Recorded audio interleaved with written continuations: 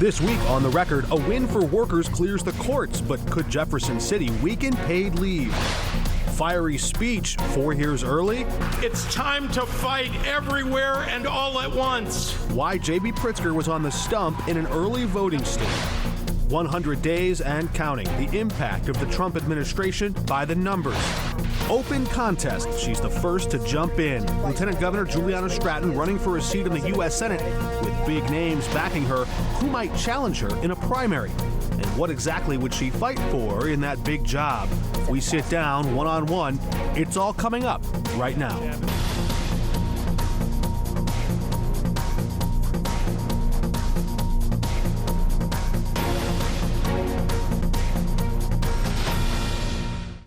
Welcome to The Record. I'm Mark Maxwell. We begin with our first interview of the first candidate running in Illinois' 2026 Senate primary.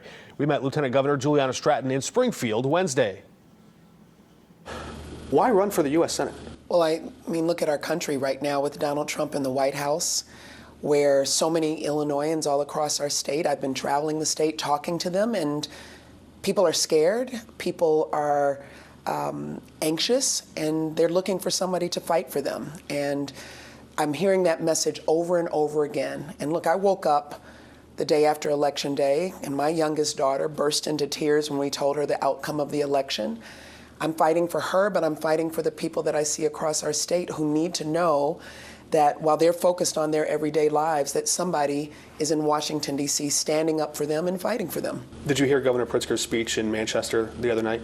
I heard many parts of it. He scolded incrementalism, and it seems the Democratic Party, since at least 2016, in its presidential races, has had this ongoing fork in the road, this fight over evolution or revolution. What kind of approach should we expect from you? I think the approach that I would take is what I've done my entire life in public service.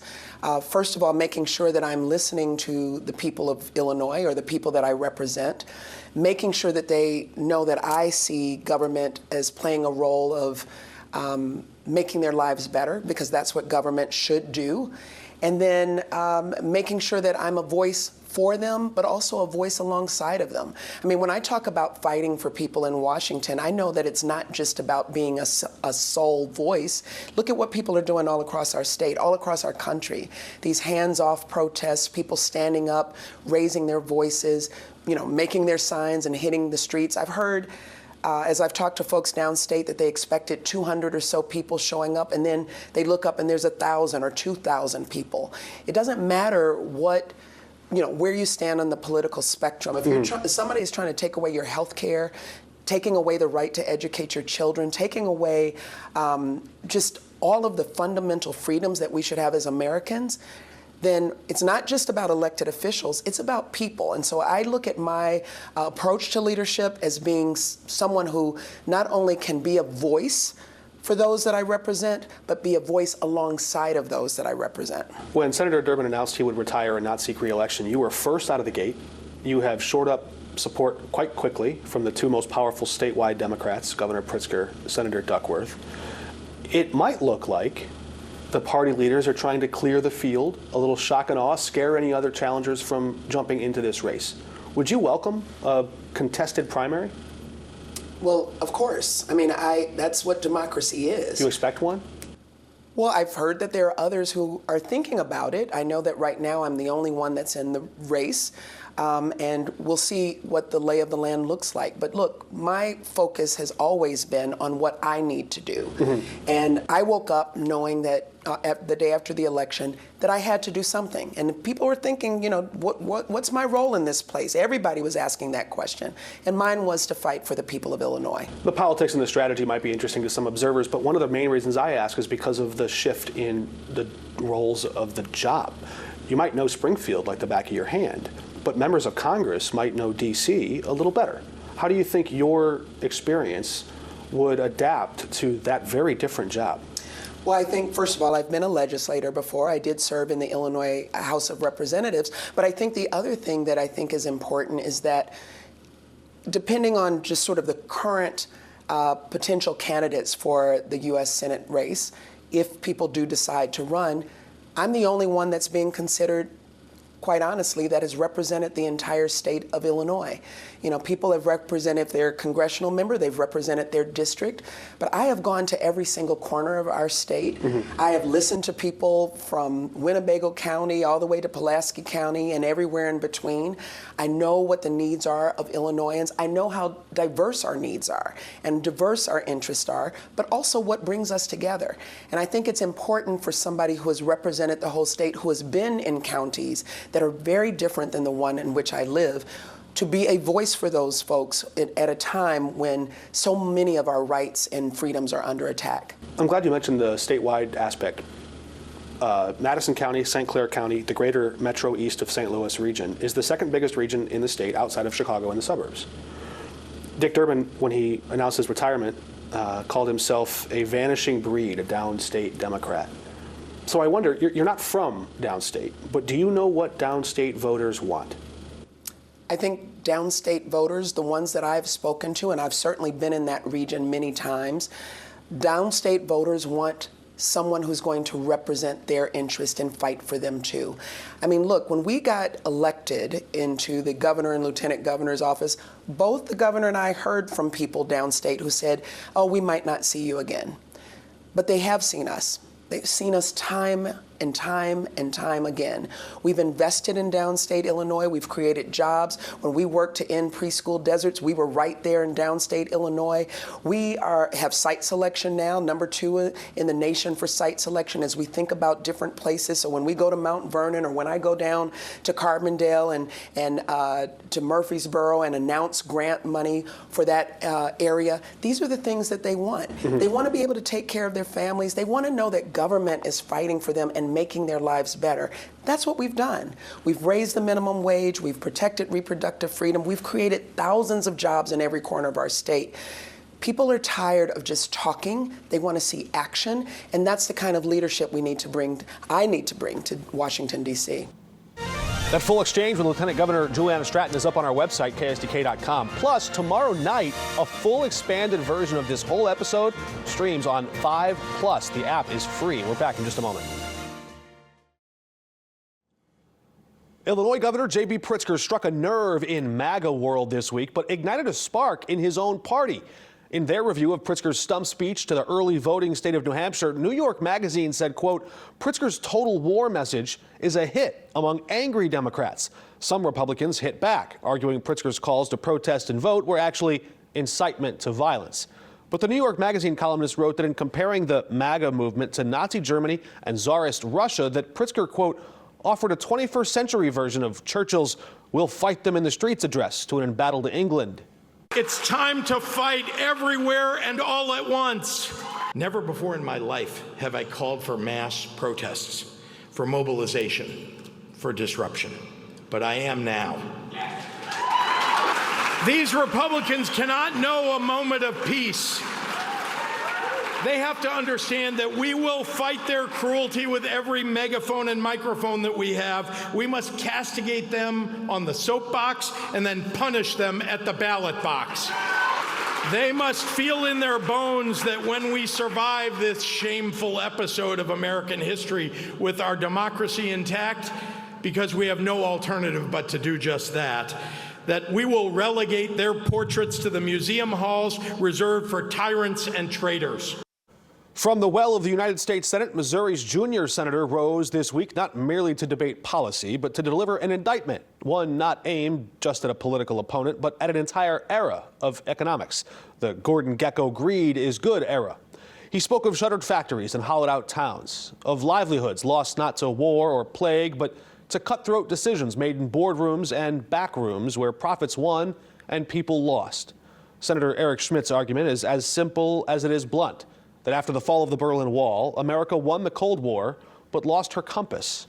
In lowering barriers to travel and trade, Schmidt argues our leaders never paused to ask what might happen to the men and women on the factory floors. And now he says we're living with the consequences, a ruthless global economy driven by efficiency, a labor force fragmented by language and law, and a political class that, in his words, allowed it all to happen. It's the kind of speech that draws headlines, sharp in its tone, unapologetic in its message and delivered with the confidence of a man who seemed to know the cameras were rolling. Our trade policy, like our foreign policy, failed to adapt to the new reality of the world after the fall of the Berlin Wall. 30 years on, what do we have to show for it? At home, our factories and the towns that once sustained them lie in ruin, raised by the ruthless logic of the new global economy and cost efficiency. The Americans who once worked there were replaced by foreign labor overseas. The Americans who once held on were now being replaced by foreign labor here at home.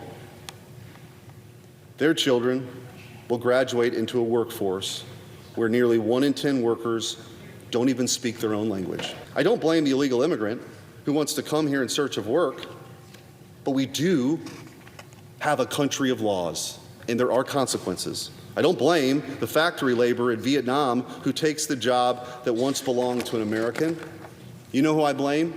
The people in power who allowed them to do it.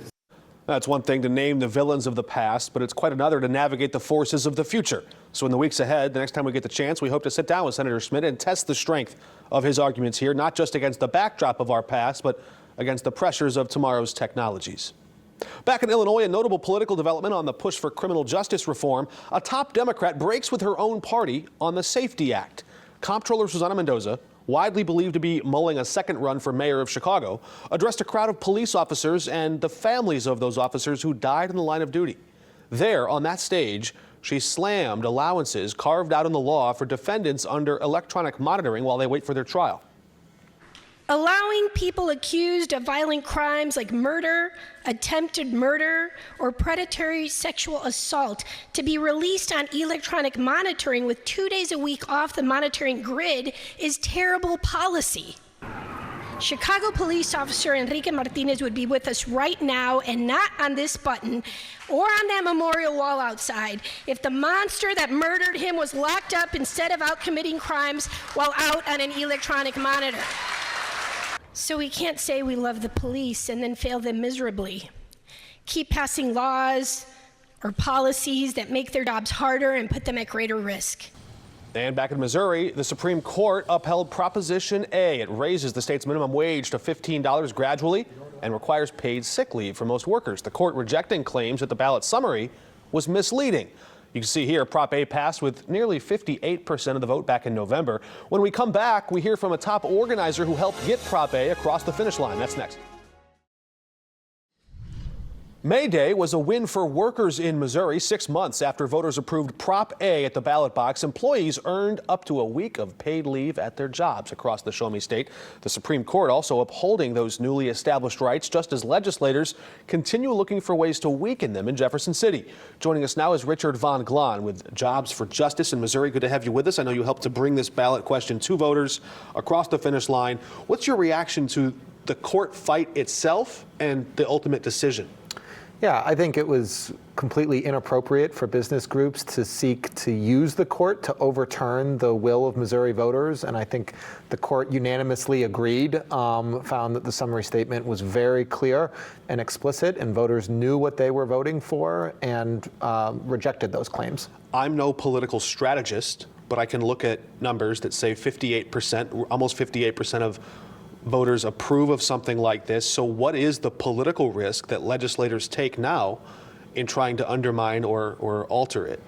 Yeah, I think a lot of people believe that legislators should listen to their voters. And even people who maybe didn't vote for an idea still understand that the majority should win. And so when you see legislators come back and really undermine the will of voters and attack voters, that really breeds the sort of cynicism and contempt that voters have for politicians. So I think politicians should be very cautious about doing that. I wonder if that behavior will only change once politicians start to lose elections and feel the result. There seems to be a confidence that they won't. I don't know how you would react to that. But just for a lot of our viewers who ask this question, wait a minute, I thought we just voted on this. How can lawmakers go back and do it differently? There's two tracks, right? Voters can approve something in the Constitution, or they can write laws themselves at the ballot box. And that's what happened here. Yeah. So lawmakers can come back and update those laws, essentially. Yeah, Proposition A was a statutory change. We've heard politicians for a number of years say that they don't like it when Missourians amend the Constitution. They say they would much prefer for voters to do statutory changes and that they would respect those votes. And so here we are, where voters overwhelmingly vote on a statute change. And what does the legislature do? They go right back on their word and seek to undermine what voters pass. There are some industries that are that a higher share of their balance sheet is labor, and so this affects them more than some others. Mm-hmm. Like some industries rely heavier on labor and workers. Like say the restaurant association, they're really lobbying hard here to try to change this.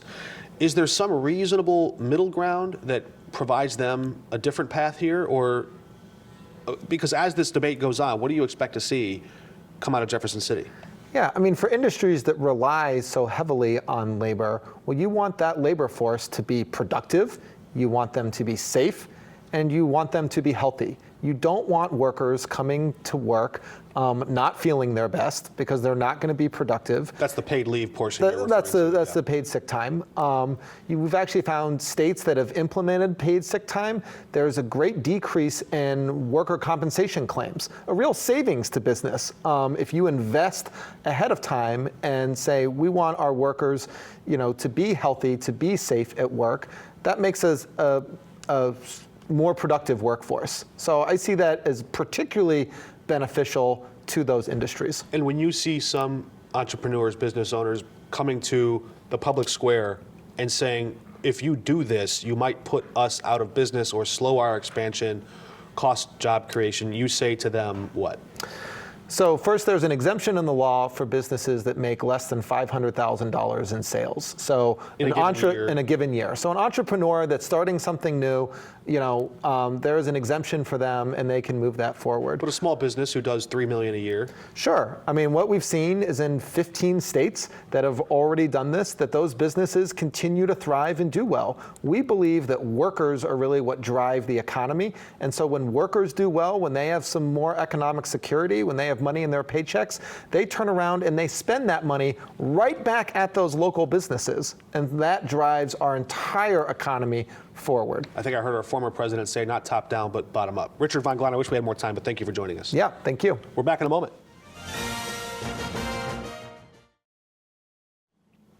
As President Donald Trump crosses the 100-day mark of his return to the White House, let's check the record.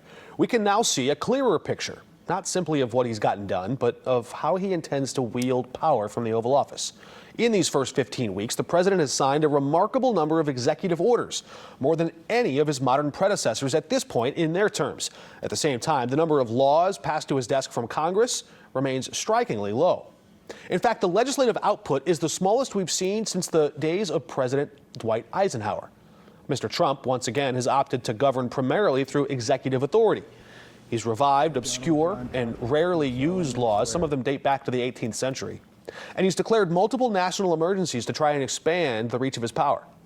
Critics argue he uses maneuvers like these to sidestep Congress or consolidate executive power. Meanwhile, financial markets have responded with tremors and concern. A combination of aggressive tariffs, unpredictable rhetoric, and erratic policy shifts has contributed to a loss of more than $6 trillion in market value since the president took office. The dollar is down, investor confidence has faltered, Wall Street is sliding, consumers are holding tighter to their wallets. It's worth noting executive orders are not inherently unusual. Presidents from both parties have employed them with increasing regularity over recent years. But what distinguishes this presidency is the apparent reliance on executive action as the primary means of governing, rather than a supplement to laws on the books. Congress, for its part, has offered little resistance to speak of so far. The Republican-led House and a narrowly divided Senate have so far declined to challenge the administrative expansive interpretation of executive power, or of its tariffs on foreign imports. Whether this reflects political alignment or institutional abdication remains to be seen. Of course, cowardice in Congress is about as common as a standing ovation during the State of the Union. In this moment, the country finds itself in a familiar but fragile position, grappling with big questions about the separation of powers, whether our institutions will last, and the role of facts in the public square. This is no longer campaign rhetoric where you measure its impact in applause. This is the presidency, the big leagues, where the record speaks for itself. That's all of our time this week. We're back at the same time next week. Until then, we're off the record.